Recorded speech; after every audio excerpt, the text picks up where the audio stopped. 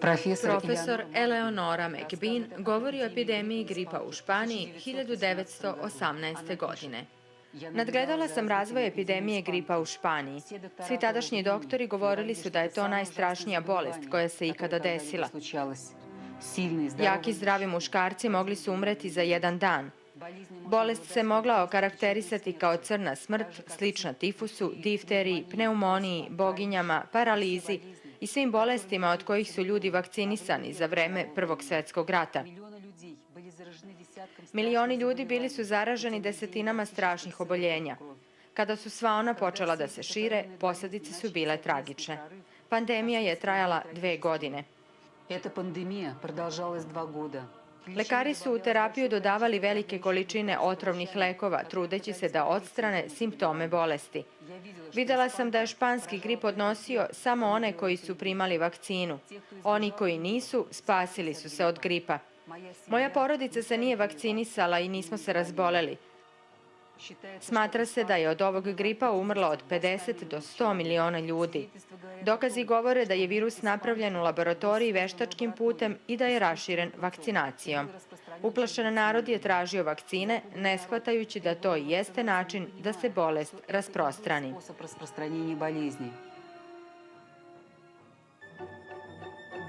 Zavera farmaceutskih kompanija.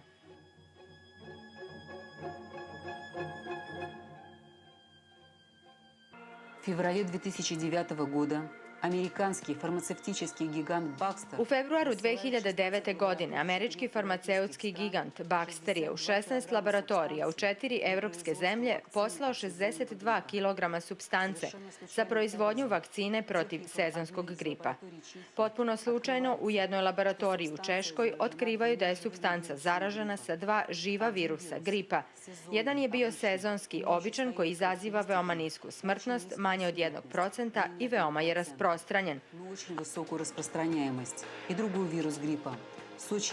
A drugi virus je bio virus gripa, slabo rasprostranjen, ali sa veoma visokom smrtnošću, oko 60%. Jasno je da stavljajući ova 2 virusa zajedno, postoji velika verovatnoća njihovog spajanja, mutacije, stvaranja virusa koji će imati karakteristike oba, visoku smrtnost i rasprostranjenost. U laboratoriji u Češkoj odlučili su da testiraju vakcinu na životinjama. Sve su umrle nekoliko dana po vakcinaciji. Ne zna se kako je došlo do takve greške kad je u firmi Baxter postojala zaštita na 3 nivoa. Firma je znala da je njihova vakcina smrtonosna jer su godinu dana ranije vakcinisali poljske beskućnike i zbog toga su desetine njih preminule. Firma Baxter je priznala svoju grešku. Da se nije sasvim slučajno otkrila činjenica da je supstanca zaražena, sada bi se svet nalazio u situaciji najopasnije pandemije. Nikad pre situacija nije bila tako ozbiljna, kako bi se sprovela prinudna vakcinacija cele svetske populacije. Virus novog gripa stvoren je u laboratoriji sa ciljem da se izazove masovna panika i ponudi vakcina kao jedini spas. Tobože prirodna vakcina o kojoj se govori sadrži ljudske, svinjske i ptičje gene. Doktor mikrobiolog Leonard Horovic, vodeći američki specijalista za lekove i proizvode zdrave hrane, i novinarka Sherry Keane u prisustvu tima advokata predstavili su FBI-u neosporne dokaze da je vakcina protiv svinjskog gripa H1N1, koju proizvodi američka farmaceutska zadruga, biološko oružje. Vlasnici agencije Centralnog biotehnološkog fonda stajali su iza svega što ste ikad čuli o virusu svinjskog gripa, uključujući njegov nastanak i takozvanu profilaktiku putem vakcinacije.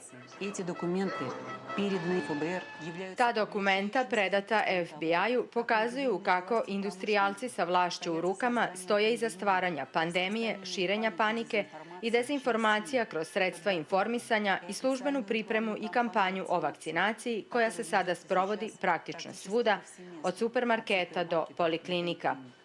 Fond Davida Rockefellera, u kome učestvuju još 3 moćna partnera sa Wall Streeta, uključujući magnate poput Ruperta Murdocha, Thomasa Glossera, Mortona Zuckermana, kao i bivšeg direktora jedne njujorške banke, Jerrya Sprayera, Okrivljuju za pripremu planiranog globalnog genocida, a takođe i geopolitičkog i ekonomskog delovanja farmakološke zadruge u smanjenju brojnosti populacije. Ovog puta kontrolišu globalna biotehnološka istraživanja i razvoj. Još jedan saučesnik prestupničke grupe je Larry Silverstein, bivši vlasnik 2 zgrade Svetskog trgovinskog centra, sada suvlasnik prostorija Biotehnološkog fonda